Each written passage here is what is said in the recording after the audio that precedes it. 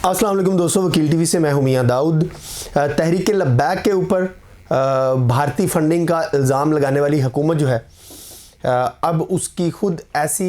शर्मनाक तफसीलात सामने आ रही हैं जिसके बाद अवामी सतह के ऊपर ये मुतालबा किया जाना जायज़ है कि तहरीक इंसाफ को फौरी तौर के ऊपर कलअदम किया जाना चाहिए और चेयरमैन पाकिस्तान तहरीक इंसाफ और मौजूदा वज़ीर-ए-आज़म इमरान ख़ान को गिरफ़्तार करके इस बात की तहकीकात की जानी चाहिए कि उन्होंने जो बैरून मुमालिक से और बिलखसूस भारतीय शख्सियात से जो फ़ंडिंग ली उसकी क्या मकासद थे, उसकी तहकीकात जो हैं वो की जानी चाहिए। जब तहरीक लब्बैक का नामूस रिसालत मार्च चल रहा था तो उस वक़्त वफाकी हुकूमत के वज़रा और जो पंजाब हुकूमत के वज़रा थे उन्होंने बहुत ही घटिया किस्म की मुहिम जो है वो तहरीक लब्बैक के ख़िलाफ़ जो है वो चलाई और इस तरह की दस्तावेज़ात जो हैं वो शेयर की जिनकी कोई कानूनी वैल्यू नहीं थी और ये तासुर देने की कोशिश की कि तहरीक लब्बैक को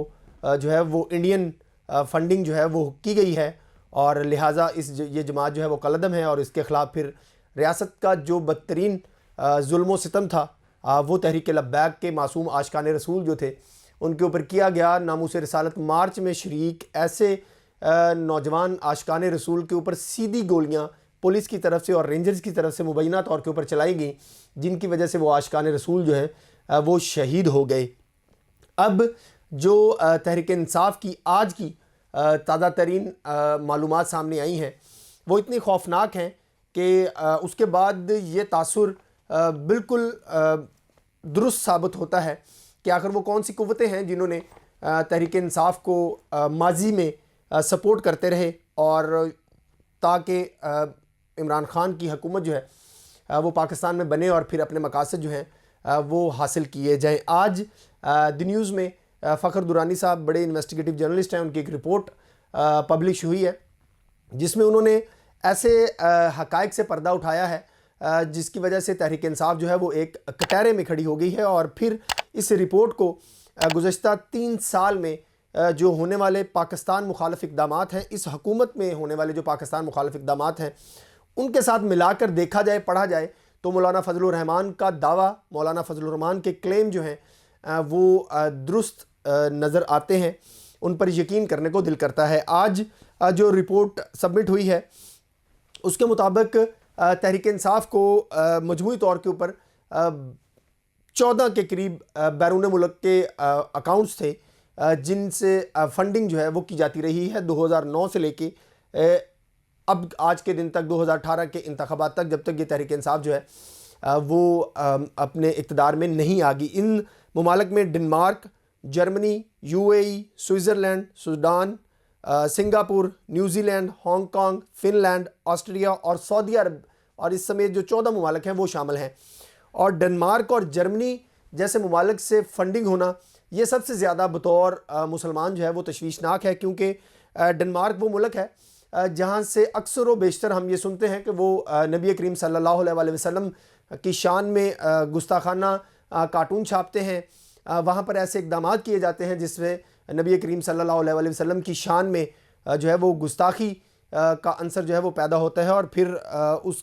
उस मुल्क से तहरीक इंसाफ को फंडिंग होना ये बहुत ही ज़्यादा मानी खेज़ है। और उसके साथ साथ जर्मनी भी एक ऐसा ही मुल्क है जो हमेशा से ही ख़त्म नबूवत के ख़िलाफ़ वहाँ पर कुछ कम्युनिटी जो है वो रही है और अब वहाँ से भी एक बड़ी तादाद में तहरीक इंसाफ को फंडिंग होना और फिर मौलाना फ़ज़लुर रहमान के दावे को इस बात को तक़वियत देता है कि इमरान ख़ान साहब जो हैं वो ख़ुद से इक़्तिदार में नहीं आए बल्कि उनको इक़्तिदार में लाया गया है। ये जो तफसीलात आज छपी हैं ये इलेक्शन कमीशन ऑफ पाकिस्तान के रूबरू स्टेट बैंक ऑफ पाकिस्तान ने अपने जो दस्तावेज़ात, अपनी जो रिपोर्ट्स जो हैं वो सबमिट करवाई थी और इसमें सिर्फ यही नहीं कि बाहर के मुल्कों से $मिलियन जो हैं वो तहरीक इंसाफ को दिए जाते रहे, बल्कि मुकामी सतह के ऊपर भी ये बताया जाता है कि $29,800 से जो तहरीक इंसाफ को दिए गए, बल्कि ये $29,800 वो हैं जो एक भारतीय खातून हैं रोमिता शेट्टी उनकी तरफ से تحریک انصاف کے پارٹی فنڈ کے نام کے اوپر دیے گئے، اور یہ تفصیلات جو ہیں یہ تحریک انصاف نے الیکشن کمیشن آف پاکستان سے چھپائی تھی۔ جو الزام تحریک انصاف نے تحریک لبیک کے اوپر عائد کیا یا باقی جو سیاسی جماعتیں ہیں ان کے اوپر عائد کیا، اب یہ جو ثبوت سامنے آ رہے ہیں تحریک انصاف کے خلاف، جس میں انڈین فنڈنگ کا بہت بڑا رول جو ہے وہ سامنے آیا ہے، اس کے بعد یہ بات سمجھنا کہ کشمیر کو کیوں سرنڈر کر دیا گیا،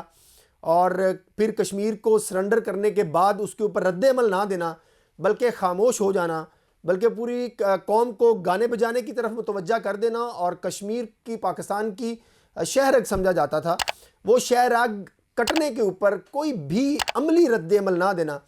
یہ بہت ہی زیادہ افسوسناک ہے۔ اور اس کو اگر ہم دیکھیں کہ جو بیرون ممالک سے فنڈنگ ہوتی رہی ہے اور صرف اسی جماعت کو ہوتی رہی ہے، اس کے علاوہ کوئی ایسی جماعت سامنے نہیں آ رہی جن کو بھارت سے جو ہے وہ اسپیسیفکلی فنڈنگ ہوتی رہی، اور جو پھر